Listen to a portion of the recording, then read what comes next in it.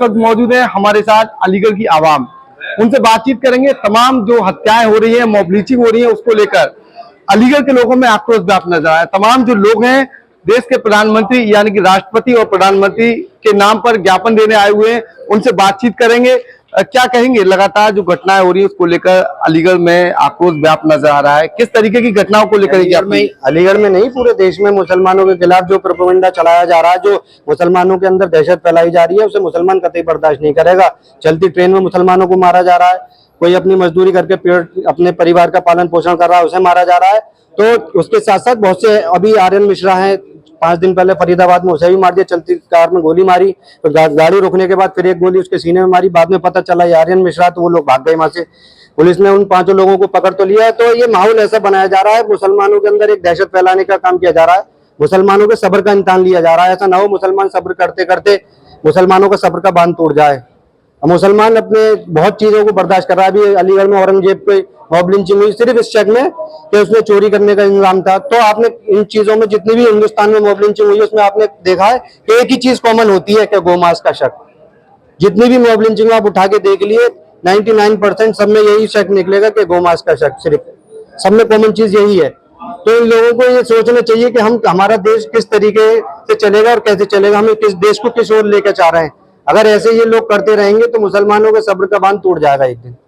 क्या कहेंगे, लगातार उपचुनाव नजदीक है, ये सारी चीजें उपचुनाव से पहले ही क्यों हो रही है? ये भाई तो सोचने वाली बात है। जहां जहां उपचुनाव होता है, जिस प्रदेश में चुनाव होने को होता है, वहीं इस तरीके की घटनाएं की जाती हैं। आप 2015 से आइए, पहलू खान को मार दिया, तबरेज के साथ मॉब लिंचिंग हुई, अलीमुद्दीन अंसारी की कर दी गई, रकबर की कर दी गई, अलीगढ़ में अभी हाल फिलहाल में आपने देखा औरंगजेब की कर दी गई, वो औरंगजेब की कर दी गई, उसके बाद उसी के परिवार पे उसी पे उल्टा मुकदमा करा दिया गया। ये माहौल खराब कराने की कोशिश की जा रही है। आप अगर हम बात करते हैं बीफ एक्सपोर्ट की, तो उसके अंदर देखिए आज हमारा देश पहले नंबर पे है और वहां पे 90% बीफ एक्सपोर्ट करने वाले हमारे हिंदू भाई हैं। और एक डब्बे के अंदर कोई अगर गोश्त रखा हुआ है तो आप उसको गोमांस की शक्ल क्यों देते हैं भाई? क्यों आप उसका नाम देते हैं? हमारा संविधान इसकी बिल्कुल इजाजत नहीं देता कि आप किसी भी धर्म की जाके आस्था का वो करें। मतलब कि हमारा कानून इस चीज की इजाजत नहीं देता। अगर आपको लग रहा है उसके अंदर कुछ था, आप जांच करिए, मारेंगे थोड़ी। ये माहौल खराब कराने का प्रयास किया जा रहा है। हम तमाम एमपीओ से यही गुजारिश करेंगे कि मॉब लिंचिंग के खिलाफ जल्द से जल्द सख्त से सख्त कानून बनाने का काम किया जाए। ये बताइए, जैसे आप बोल रहे हैं मॉब लिंचिंग कानून बनाने की बात चल रही थी, लेकिन इसे लगातार पटल पर क्यों नहीं उतारा गया? क्योंकि कानून की बात तो काफी दिनों से चल रही है। देखिए, उतारा इसलिए नहीं जा रहा। आपको मान लें, आप बात कर रहे हैं उपचुनाव है, चुनाव जब आते हैं तो क्या किया जाता है? किसी एक पार्टी को हिंदू मुस्लिम करा के किसी एक खास पार्टी को उसका सपोर्ट मिलता है, इसलिए कानून बनाने में डिले हो रहा है। अगर वाकई आप चाह रहे हैं कि सबका साथ सबका विकास, सब आपके लिए बराबर है, तो मॉब लिंचिंग करने वालों के खिलाफ सख्त से सख्त कानून जल्द से जल्द बनना चाहिए। क्या लग रहा है, सबका साथ सबका विकास जो है दिख रहा है आपको? नहीं, ऐसा कुछ नहीं दिख रहा। और ये सभी लोगों को मालूम है, मुसलमान कम्युनिटी को तो टारगेट किया जा रहा है। अभी ये जो बिल्डोजर चल रहा था सिर्फ एक कम्युनिटी के पे चलता था। अभी जब क्राइम कर रहा है तो दूसरे समुदाय के लोग भी क्राइम कर रहे हैं, तो आप उनका भी तो घर तोड़िए, लेकिन घर टूटेगा सिर्फ मुसलमानों का।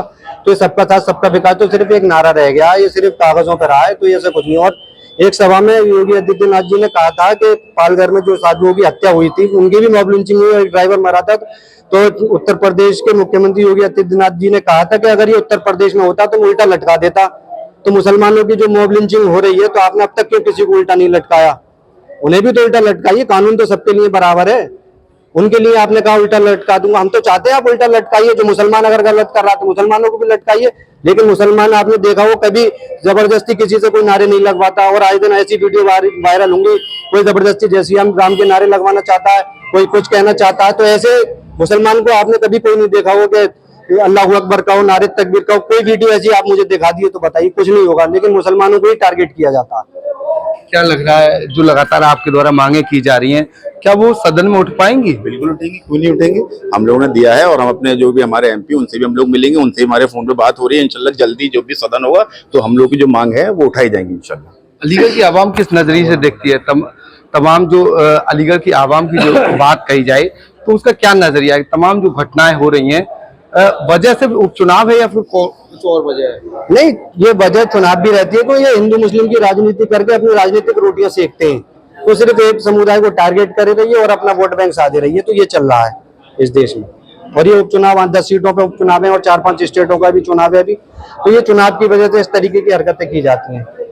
जी बिल्कुल, उपचुनाव से पहले ये सारी चीजें, ये तस्वीरें सामने आ रही हैं, ऐसा लोगों को कहना है। अलीगढ़ की आवाम, अलीगढ़ की जनता के द्वारा लगातार एक ज्ञापन जिलाधिकारी अलीगढ़ के माध्यम से सौंपा है।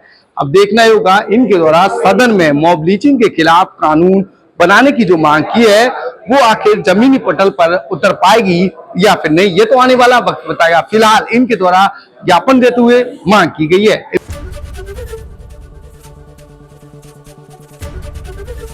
एबीपी गंगा, खबर आपकी, जुबान आपकी।